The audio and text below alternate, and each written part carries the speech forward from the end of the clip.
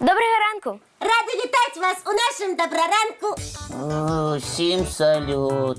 Лесик, ти чого? Так, лезь знов під стол і давай вітатися з нашими глядачами ще раз. Весело і радісно. Іди, ховайся. Ні. Починаємо ще раз. Давай, Аліса. Доброго ранку! Рада вітати вас у нашому доброранку. Лесик, виходь. Твоя черга вітатися. Усім салют. Та що з тобою? Ми такое привітання не приймаємо. І наші глядачі так само. У мене по-іншому не отрымливается. Аліса, давай його потрясем. А давай. Давай. Ай, що ви робите?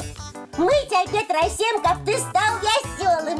Не отрымається нічого, бо настрой я ніяк не можу знайти. А ти вспомни, де ти його увечері поклав?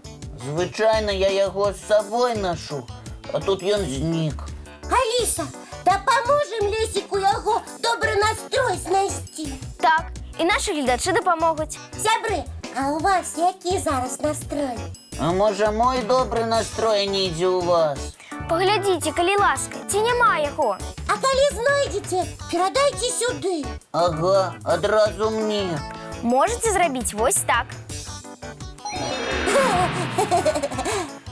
Давайте зараз поглядім мультфільм і разом з тим пошукаємо мой добрий настрой.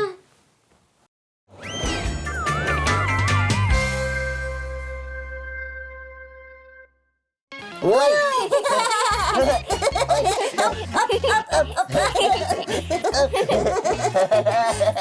Здорово! Я и не ведал, что вы мне подарите столько чудовного настроя. А оказывается, все просто. Не знайшов свій добрий настрой? Попроси допомоги у сябру.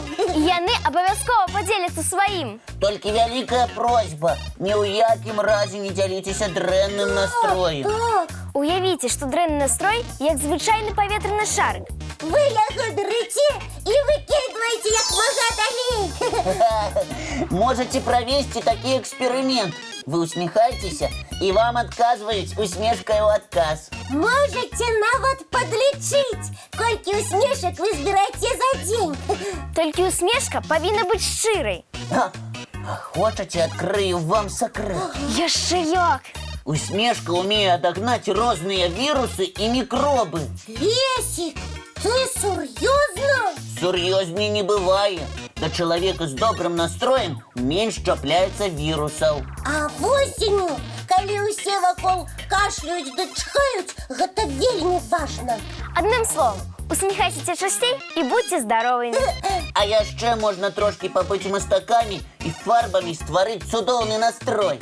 Лесик, а ти ведаєш, якими? Ведаю гэта дакладна. Цудоўны настрой можна стварыць самымі сонечнымі колерамі, жоўтым ці аранжавым. Можна намаляваць жоўтенький ці оранжевый смайлик. Правильно! Поглядишь на яго и сам захочешь усміхаться. А легше почастуватися чим-небудь сонячним. Алисочка, скажи яшчэ з'їсти кислий жовтий лимон. Хто жадає, може і лимончик. Вельми корисний і шмат вітамінів. Не-не-не, лимоны не для меня. А чаму б не пачаставацца апельсинчиком ці бананчиком? Вось гэта мне больш падабаецца. І усіх наших глядачів ми запрошуємо почастуватися чим-небудь корисним і сонячним. Ой, а разом з тим поглядеть яшчэ один мультфільм.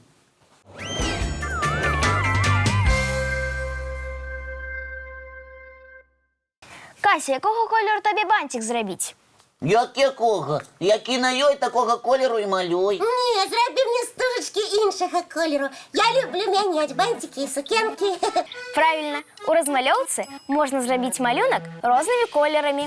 Гэта цудоўны занятак для развіцця мастацкіх здольнасцей, які дапамагаюць трэніраваць і руку, і розум. Ага, І розмальовки люблять і маленькі, і більш дорослі діти. цікаво, а хто їх придумав?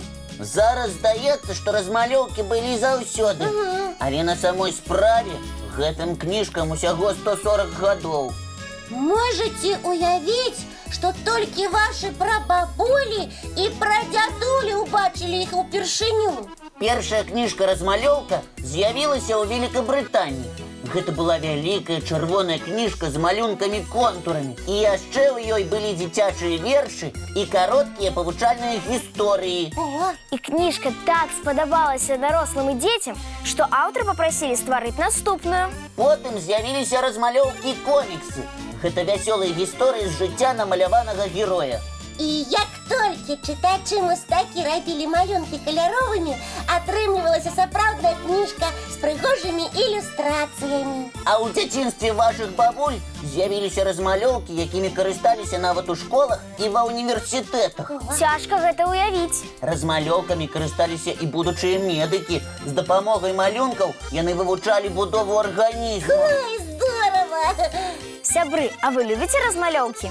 Я вельмі люблю такія карцінкі з часопіса «Умняша». А мне дык вельмі падабаюцца спецыяльныя часопісы расфарбоўкі для маленькіх мастакоў ад «Умняшы». Такія часопісы можна ўзяць з сабой у дзіцячы садок ці ў школу. На перапынках будзе чым заняцца. А зараз давайце і мы зробім невялікі перапынак і паглядзім яшчэ адзін цікавы мультфільм.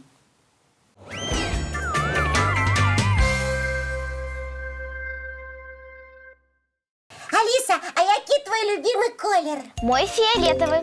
І мне такі вельмі падабаецца. Лесік, а які твой любімы колер? Жоўты – гэта колер сонейка. Ты мой колер назваў. Я таксама люблю жоўты. Аліса у мяне спытала, я і Ну, назваў. добра, я яшчэ і ружовы люблю. Сябры, а які ваш самы любімы колер? Многім падабаюцца тыя ж колеры, што і нам. А ці ведаеце вы, што большасць людзей на зямлі называюць сваім любімым колерам сіні? Таму што гэта колер неба, мора і азёраў. А вось я ведаю, што ў японскай мове доўгі час і зялёны, і сіні колер называлі адным словам – ао. Зусім недавно у сучаснай японскай мове з'явілася слова «мідорі», што азначае зялёны колер.